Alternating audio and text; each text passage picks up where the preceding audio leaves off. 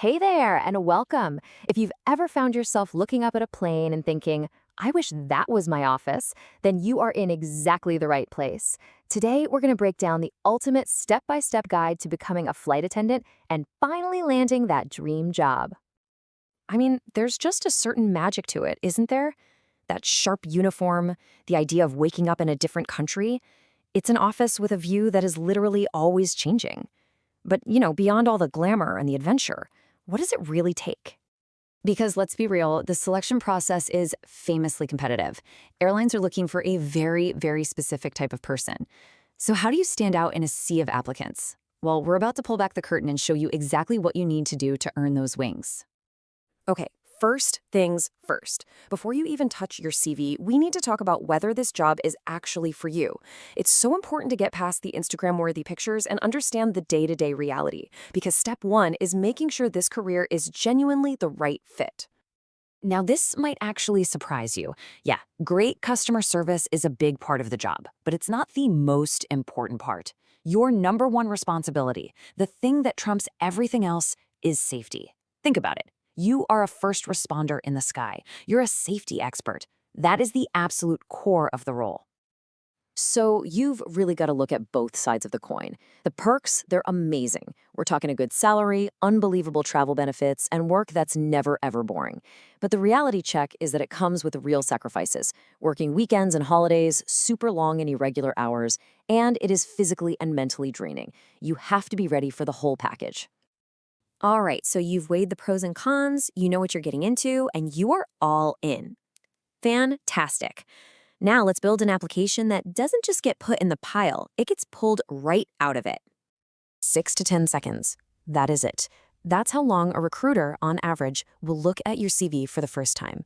In that tiny, tiny window, you have to make them stop and say, okay, let's look closer. So how do you make every single one of those seconds count? Your CV has to be sharp and to the point.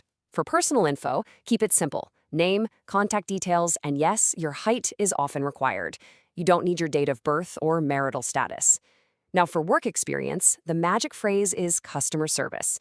Seriously, anything from hotels, restaurants, or retail is absolute gold here.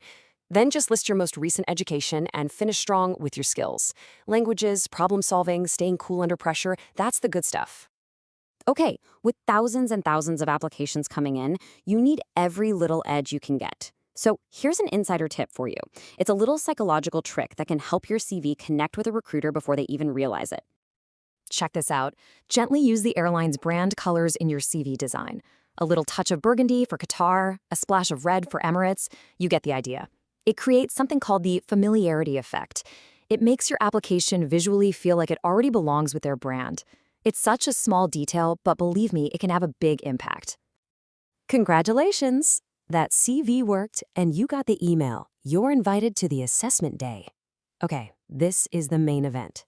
It's an intense, all-day process designed to see who really has what it takes. So let's get you ready to shine from the second you walk through that door. The role here is so simple. You have to look like cabin crew. For the guys, that means a dark suit, crisp white shirt, a tie, and polished dress shoes. You've got to be clean-shaven with neat hair. For women, a business suit or a conservative dress, modest closed-toe heels, and your hair has to be pulled back neatly in a bun. And for everybody, a watch. It's mandatory. It shows you're punctual, which is absolutely non-negotiable in aviation. So after the initial introductions, you're almost certainly going to move into a group exercise. And here's the secret. They are not looking for the loudest person or even the one with all the best ideas. They are looking for the best team player. How well you collaborate is everything. It's like Steve Jobs said, right?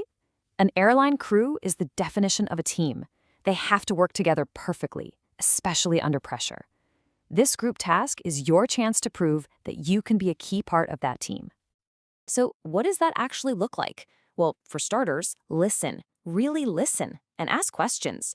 Maria, what do you think about this idea? When someone has a good idea, say so. Hey, that's a great point. And please keep an eye on the clock. You want to be a contributor, but don't be a bulldozer who talks over everyone. But also, don't be a wallflower.